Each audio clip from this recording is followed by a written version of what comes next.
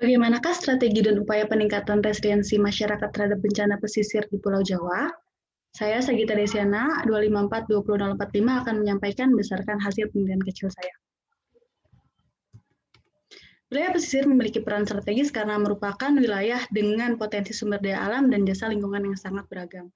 Sesuai dengan hal tersebut, Undang-Undang tentang Pengelolaan Pesisir dan Wilayah Pulau-Pulau Kecil memastikan bahwa kawasan pesisir perlu dipertahankan keberadaannya. Sejalan dengan hal tersebut, jumlah penduduk di Indonesia khususnya di pesisir telah mengalami peningkatan, yaitu sebanyak 60% dari total populasi. Dan Pulau Jawa, salah satu pulau di Indonesia, memiliki potensi perikanan tangkap dengan nilai PDB perikanan terbesar kedua di Indonesia. Jalan dengan hal tersebut, maka dapat disimpulkan bahwa pesisir memiliki peran yang begitu strategis dan dengan potensi yang beraneka ragam. Namun, posisi pesisir juga memiliki kompleksitas khususnya terhadap risiko bencana, yaitu perubahan iklim, di mana perubahan iklim akhirnya mengubah sendi-sendi kehidupan masyarakat pesisir. Sejalan dengan hal tersebut, 57 dari 61 kabupaten kota pesisir di Pulau Jawa memiliki indeks risiko tinggi terhadap gelombang ekstrim dan abrasi akibat dari perubahan iklim. Pada konteks pengelolaan pesisir, kerentanan menjadi konsep yang telah dikenal. Namun di sisi lain, identifikasi terhadap resiliensi perlu dibahas lebih lanjut karena merupakan hal yang lebih fundamental. Oleh sebab itu, identifikasi terhadap resiliensi untuk masyarakat pesisir diperlukan agar masyarakat dapat meneruskan penghidupannya yang berkelanjutan. Adapun tujuan dari penelitian kali ini yaitu menentukan dan merumuskan strategi peningkatan resiliensi masyarakat di kabupaten dan kota di Pulau Jawa dengan sasaran yaitu mengidentifikasi faktor yang paling berpengaruh, melakukan pengelompokan terhadap kabupaten dan kota sesuai dengan variabel yang telah dihasilkan dan juga melakukan strategi peningkatan resiliensi. Adapun metode yang digunakan yaitu mengambil 61 kota dan kabupaten pesisir di Jawa dengan melakukan pengambilan data-data secara sekunder dan analisis dilakukan secara deskriptif dengan teknik analisis regresi dan cluster. Kerangka penelitian yang digunakan oleh peneliti yaitu berangkat dari kondisi pesisir yang memiliki potensi yang besar khususnya di Pulau Jawa, namun dengan fenomena perubahan iklim akhirnya meningkatkan kompleksitas dan kerentanan masyarakat. Oleh sebab itu, kebutuhan untuk beradaptasi dan resiliensi menjadi hal yang fundamental sehingga perlu dilakukan identifikasi terhadap faktor yang mempengaruhi resiliensi masyarakat. Identifikasi terhadap faktor ini akan dianalisis menggunakan analisis regresi untuk melihat faktor mana yang paling berpengaruh terhadap variabel-variabel yang independen yaitu risiko bencana. Kemudian variabel yang telah dihasilkan nantinya akan digunakan sebagai input pada analisis cluster untuk menghasilkan cluster-cluster atau kawasan dengan karakteristik yang sesuai dengan variabel yang telah dihasilkan pada analisis regresi. Dengan kawasan yang telah dibentuk berdasarkan cluster akan diidentifikasi lagi strategi peningkatan resiliensi sehingga strategi yang diimplementasikan diharapkan dapat tetap tepat sasaran sesuai dengan karakteristik cluster masing-masing. Seperti yang kita ketahui, resiliensi mampu meningkatkan kesempatan penghidupan yang lebih baik. Resiliensi didefinisikan sebagai proses adaptasi serta pembelajaran, di mana difokuskan juga pada pengurangan risiko terhadap bencana.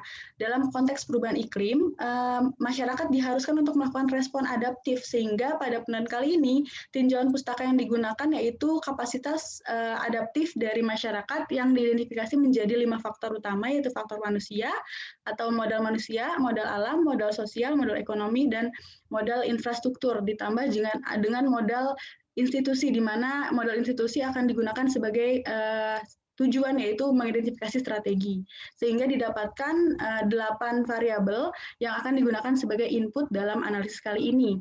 Mengapa peneliti menggunakan regresi berganda? Hal ini karena peneliti ingin mengeksplorasi dan melihat sebenarnya bagaimana hubungan antara variabel yang telah peneliti identifikasi terhadap variabel indeks risiko bencana, di mana dengan variabel yang nantinya terpilih itu akan dilihat bahwa variabel tersebut merupakan variabel yang paling berpengaruh sehingga akan digunakan menjadi input pada analisis selanjutnya yaitu analisis cluster dan nantinya akan disusun berdasarkan hasil dari cluster untuk melakukan upaya identifikasi strategi. Sehingga dari faktor-faktor yang berpengaruh ini diharapkan dapat menghasilkan strategi yang tepat sasaran juga. Dan mengapa key man clustering? Peneliti melihat bahwa jumlah cluster harus ditentukan di awal sesuai dengan variabel yang telah terbentuk sebelumnya, yaitu variabel yang dianggap strategis berdasarkan hasil analisis. Sehingga peneliti merasa bahwa ini merupakan solusi terbaik untuk bisa merumuskan dan merekomendasikan strategi yang ada.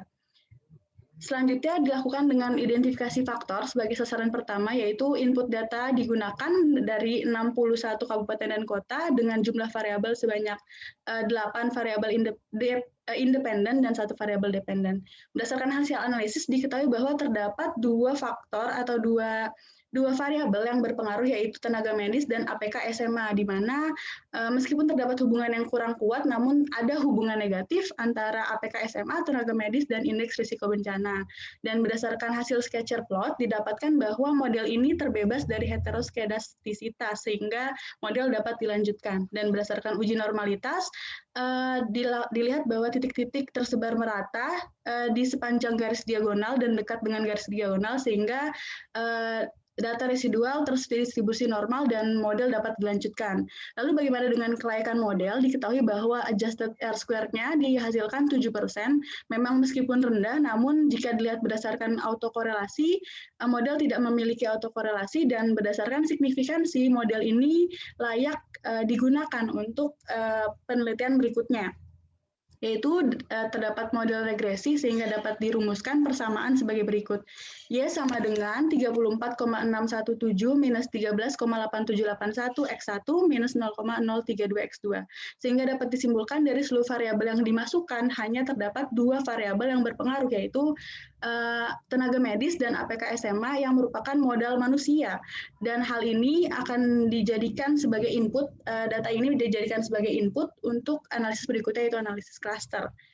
Setelah dilakukan input data dari APK SMA dan tenaga medis, dilakukan standarisasi terlebih dahulu untuk menyamakan dan mengoptimalkan hasil dari analisis key man clustering, di mana pada pemilihan cluster ditentukan terlebih dahulu jumlah 2 cluster, dan berdasarkan hasil analisis terdapat 7 kali proses iterasi yang menghasilkan 12 kabupaten dan kota di cluster pertama dan 49 kabupaten dan kota di cluster kedua dengan jarak terdekat yaitu 1,997, di mana berdasarkan identifikasi dari klaster-klaster didapatkan sebagai berikut, bahwa klaster pertama memiliki karakteristik variabel yaitu nilai APK SMA yang masih di bawah rata-rata, sedangkan pada klaster 2 memiliki rasio tenaga medis yang masih di bawah rata-rata. Hal ini dibuktikan dengan data-data yang memang didapatkan langsung dari sumber-sumber dokumen legal.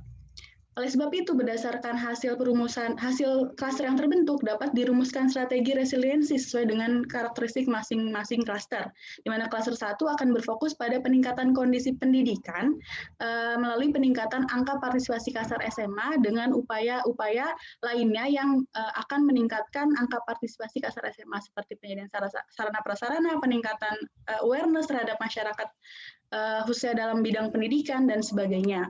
Kemudian perumusan strategi resiliensi kedua akan berfokus pada kesehatan dan pelayanan kesehatan, khususnya dalam peningkatan tenaga medis sesuai dengan proporsi penduduk. Dan ini juga dapat dilakukan dengan upaya lainnya, itu sosialisasi kesiapsiagaan dalam hal kesehatan oleh para tenaga medis.